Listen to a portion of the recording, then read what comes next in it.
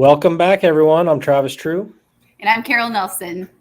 and we are back with Untitled Podcast. We decided last summer to take the summer off, and that kind of just crept into the school year. We both got busy with um, Life. life and school life and personal life stuff. We just um, decided to step away for a little bit, but we're back, and so I'm excited to be back. I am too. And we got some really um, cool updates to share with you. Moving forward throughout the year, we're going to focus quite a bit on some AI stuff because that's um, It's kind of the hot topic right hot now. topics in the last 6 or 8 months. It's been a real hot topic. So you'll be hearing quite a bit of AI um, information from us and sharing some really cool tools that you can use in your classroom and everything AI moving forward. I think so. All right. So what we're going to do for this episode is just share some updates that came out late in the school year last year over the summer. And I'm going to go ahead and get started with one that I think is really cool, and I know it's one that was kind of asked a lot. I was always asked about this because PowerPoint always had this, but in Google Slides, you are now able to annotate over your presentation.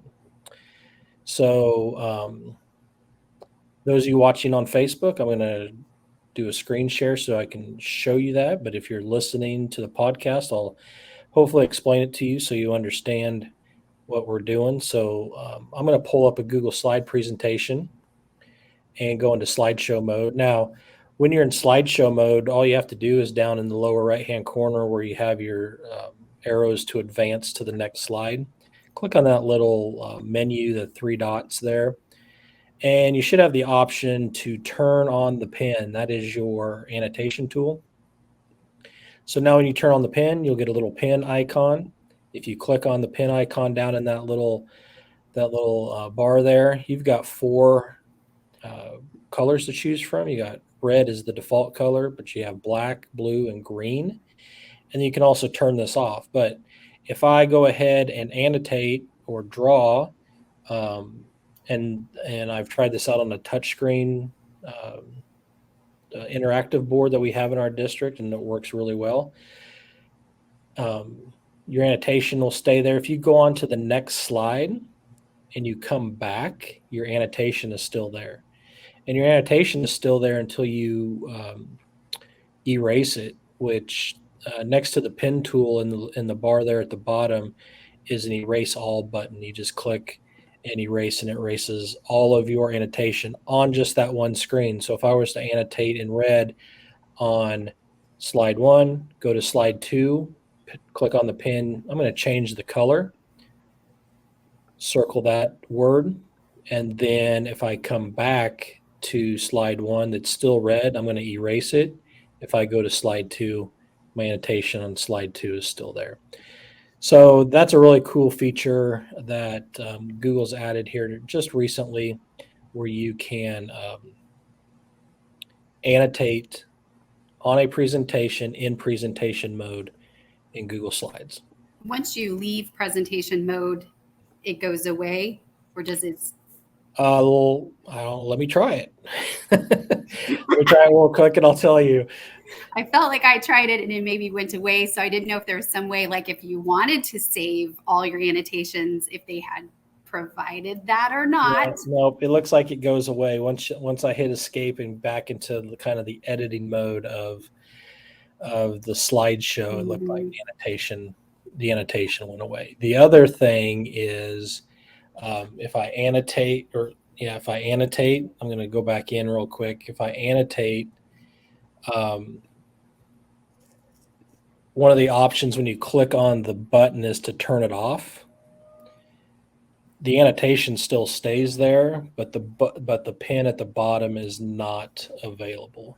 So you can have the annotation on, but then turn it off for another slide if you wanted to. If you wanted to turn it on, you just have to go back into the three dots and choose that option again. But it looked like it did stay on the slide when I turned it off. But when you exit out of presentation mode, the full screen presentation mode, the annotation does go away.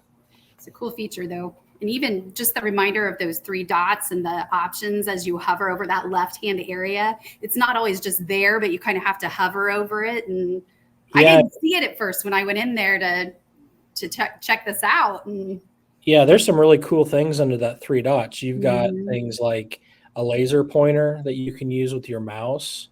If you wanted to, you can turn on autoplay where then your slides will just auto advance. You can turn on closed captioning, so that shows up at the bottom. And then you can also turn on the Q&A feature, the question and answer feature, so that students can ask you questions while you go through your session. You can download the presentation as a PDF or even a PowerPoint right from here. So there's a lot of really cool things, tools in that in those three dot menu there, which a lot of people don't know is there. They just think that excuse me, they just have the arrow. Yeah, you kind of get in presentation mode and just are ready to click through, but there are some great tools. Yeah. All right, so yeah, cool things with Google Slides for sure. All right, so Google has done quite a bit with Docs here recently, and so I want to share with some of the things that they're doing with Docs. So one of the things is a new option for a page layout, and it is called, I want to make sure I get it right here, it is called Pageless. So what you do is you go into File, and let me go ahead and turn my, for those watching, I'll turn my screen share on so you can see here. You go into File, Page Setup, and normally you're on the Pages tab, and this is where you can like change your margins of your page, change your orientation from portrait to layout or landscape, change the background color of your page, all those kind of just page settings. But there's a new tab at the top called Pageless. Basically what this does is it takes out all of your margins and all of your page breaks. And so it essentially works more like a web page where it just flows freely. You'll see more information across the page than you would on a normal page because you do have those margins. So let me show you the difference here. So I have, this is a document I made for, it's a study guide for the Google Level 1 teacher test. So as you scroll down, this is a 16-page document, but as you scroll down, you won't see any page breaks, the margins. Let's see if I can. There we go. You can make it a little. I'll make it a little bit wider. It's a little bit wider than the normal. You don't see the ruler there at the top. I can change this if I go back into page setup and go into pages and click OK. It then changes it into a normal page with page breaks and the margins, and now everything is kind of just out of whack now because it doesn't fit because the tables were actually wider. But when I share this with somebody in view only, it looks more just like a basic website with the links on it than anything. So what I've done recently with the pageless settings is I use it for meeting agendas. I just keep a one document agenda for a group of teachers that I work with. And so every month I just add the new agenda to the top, and it rolls down. And I can get a lot more pictures and links and things. It doesn't look as cluttered on there with the page list settings. And then I also have started doing staff newsletters in the page list setting, which just makes it flow more, and it doesn't look, I guess it doesn't look as cluttered. It looks more like a web page than a document, even though you are in Docs. How does printing work with that, Travis? If you decide to print, it'll print it however it looks in the regular pages view when you go to print it. So No issues with printing in the pageless side versus the other? Or... Yeah, it's not going to print the same. It's not going to look the same as pageless. If you go to print it, it'll look, because it'll smash everything onto an 8.5 by 11 document. So it's kind of thinking about your intent for what you're using it for to make kind of that decision. Yeah, if you're just using it, like I said, for agendas or for a newsletter, and you don't want those page breaks in there, and you want a little bit more room so things, like I said, things don't look as cluttered together, then I think pageless. I've found new ways to use it, I guess, and I just think it looks a lot cleaner, a lot slicker. I loved as you pulled it, out like you would a web page, that it adjusted and grew. So it does definitely have that website feel to it. Yeah, and if you look at it on your phone, if you look at it and turn your phone the long ways, it will adjust. And the same with your whatever device you're on, whatever your resolution, it'll adjust to that. So that's a fairly new setting, and that's under File and Page Setup, and then there's that pageless option there, and you can jump back and forth to see which one you like better. But if you start resizing things in pageless to make them fit the wider, the wider margins of that document, just be prepared to not have those show up correctly if you decide to switch back.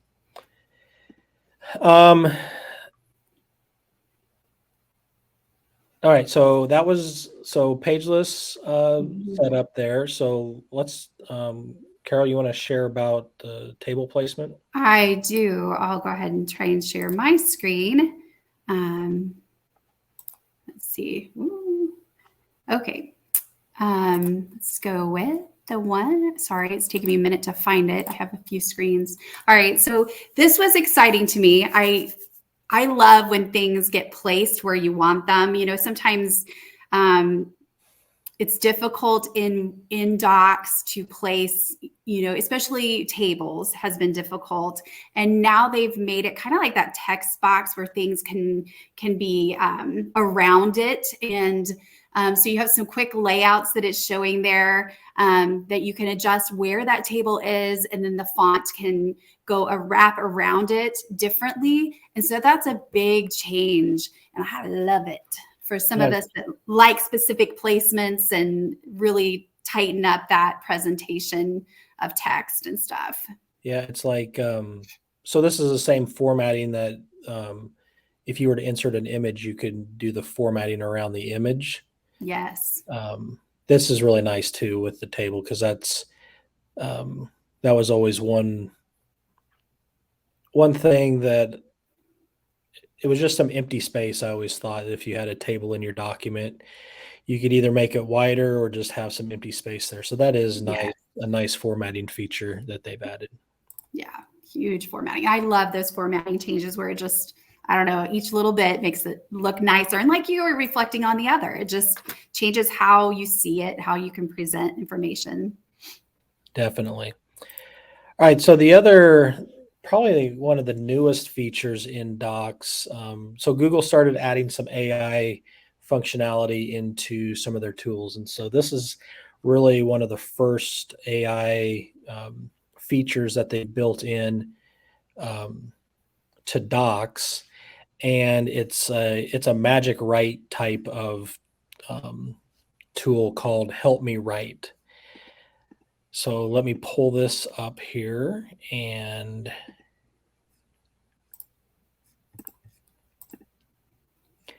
all right, so Help Me Write, when you get access to it, you'll have this little icon over here on the left side that has this pencil with a little star above it. And when you put your mouse over it, it kind of turns blue and animates a little bit. So what you do is you put in a brief or whatever you're trying to write, and it gives you some suggestions like a recommendation letter or summarize this document, an email to my kid's principal about a vacation, whatever you want it to write, it will help you. And the more information you give it, the better the product will be. So what I'm going to do is I'm just going to, I want it to write an email to Carol's parents explaining why she has detention on Friday afternoon. She had her phone out in class. I don't think that would ever happen, but no phones in class when we were in school anyway, right? So when you have that, whatever you want it to help you write, you click on create, and it goes through and processes that and comes up with, there you go. So there's the email. This is a preview. If you want to, you can click the refine button. You can change the tone. You can summarize it. If it's too long, you can make it shorter. If it's if it's too short, you can have it elaborate, or you can just retry, or you can customize it. Like in this case, this is make it into a poem, or whatever you want it to do. But if you are happy with it, you just click insert, and there you go. And then, since it was an email, it made it into the format of an email. Then I can click on the mail button here, the Gmail, and it puts it right into a email message where then I can put in parents' emails, carbon copy or blind copy, the principal, counselor, whoever you need to send that to, and then you can send it off. And this is fully editable once it gets inserted, so you can have it write it and then you edit it as needed. So this is a great time saver for when you need things like parent communication, when you need those items, field trip letters, just letters about things that are happening in class that you can communicate home with or communicate to. There's just a lot of, and if you're not quite sure where to get started, then using that Help Me Write is a great starting point for you if you're not quite sure how to start that. And I could not craft an email that sounds as good as that. I kind of wish when I was teaching that I had a tool like this, because every time I'd send an email home to a parent and hit send, I'd always think, oh man, I should have added this, or hopefully that didn't sound as bad as I think it sounded. So nice to have that helper. Yeah. So, but I know Google Slides has a similar tool, right, Carol? It does, yes. So they have helped me visualize. So I'll show you an example of that as well. This is out of, wait for a second. There we go. So this is an example of it where help me visualize, and you type in kind of what you would like to add, and it's then generating images. So yours was generating the text. This version is generating a visual by what you've told it to create. So interesting aspects, both different sides of the AI, where it's generating words for your example, images for my example. So where does it pull? Does it pull those just from Google image search? I'm thinking it does. I didn't dig completely into where it was pulling from, but I have a feeling it is. That's really cool. So that saves a lot of time too in trying to have another tab open Yep. and doing those Google searches. Yeah, and sometimes you can put in dog or whatever, and you get this big list of dogs. It's hard to find that exact image. This is really kind of honing in on specifically what you're looking for or wanting, which I think is cool. And just like with the docs tool, the more specific you can be on what image you're looking for, you won't get as many hits back to choose from. So be as specific as you can. All right. I think our last update it's a Google Classroom update that just got released the end of July, right before school started. I think it is their most recent Google Classroom update. So you want to share that too, Carol? Oh, sure. Forgot I was sharing that one. I think we may have talked about this a little bit, but it's definitely worth sharing again. I don't know. There's something about being able, as you add comments in Google Classroom, to be able to have that rich text formatting. And so I don't know if you see in this example, I'll make it a little bit bigger. So you can see it, that you can go into the comment and now you can underline, you can bold, you can italics, you can use the bullets and really just create a different level of your response. I know that would help with if you're inserting rubric type things, but just it makes it a lot different. So just want to remind that that's a feature now in comments in the classroom. If you want to use them. Yeah, that's a nice feature that I use. I use Classroom with a couple of different groups of teachers, and it's nice. I really like this feature, so I can highlight some of the information that I want them to make sure that they see and read.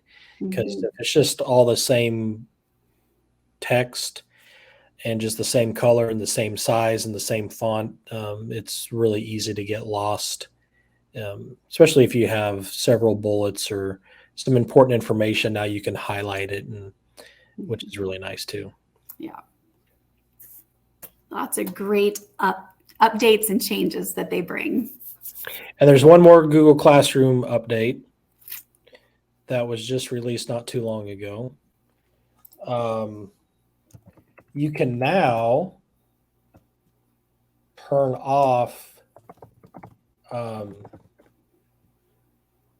you don't have to delete assignments for if you don't want kids to upload or submit to those assignments. You can now have that assignment stay in your classroom, but just shut off the access to it. So if we look at, did you have this one? I don't know, but you're talking. Okay. I have a link to it. And as a reminder, we will put links in our show notes as well. So everything that we've talked about and shown you, we'll have the links so you can go to those and read all about it for yourself as well. All right, I've got a class assignment here. All right. So on this class assignment, this only works if you have a due date. So you have to have a due date on your assignment for this to work. But once you set that due date, you'll get this option to close submissions after the due date. So if you check that, the assignment stays in the list in Google Classroom. So the student can still see it, but it'll be closed so they can't submit to it after the fact. And that was always kind of a complaint that I heard every once in a while, was assignments were just left open like the entire semester or the entire year, and kids could submit to them at any time. Well, now you can close those submissions. They can still edit some of the attachments after the due date. So if you have a template that's attached to it, they could still edit that. But if they're uploading files for submission, then that will be shut off for them. So that's the newest update for Google Classroom from this summer, was closing those submissions after the due date, so the kids can't submit anything when that due date comes. So I think, is there anything else, any other updates that we have to share? I think those were our top updates that we wanted to share this time. All right. So, like Carol said, remember, if you go out to our website, which is untitledpc.net, and find the episode, on that page where the YouTube link will be posted, and also the audio version will be posted, we will have links and notes for all these updates that we shared with you. So make sure you go check those out. If you have any questions, you can reach out to me. I'm on Twitter at Travis True, and our contact information is also on the website as far as our emails go also. So if you have questions, leave comments on the podcast. We'd appreciate that.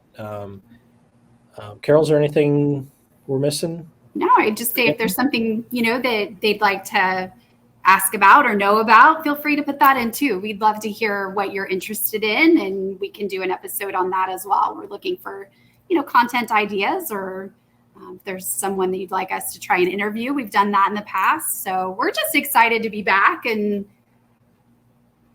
go at it however we can. Yeah. Like Carol said, if there's something you're interested in, we're going to share a lot on AI in the upcoming episodes, because that's the hot topic. That's what everybody's talking about. I get tons of questions about it. I've done some presentations on it. So expect a lot more of that sort of content as we move forward here in the following months. So thank you for listening and watching, and we'll see you next time. Look for us next month, right? Next month, yes. That's the plan. So, that's the plan. So, all right, we'll see you guys next time. See you next time. Thanks for joining.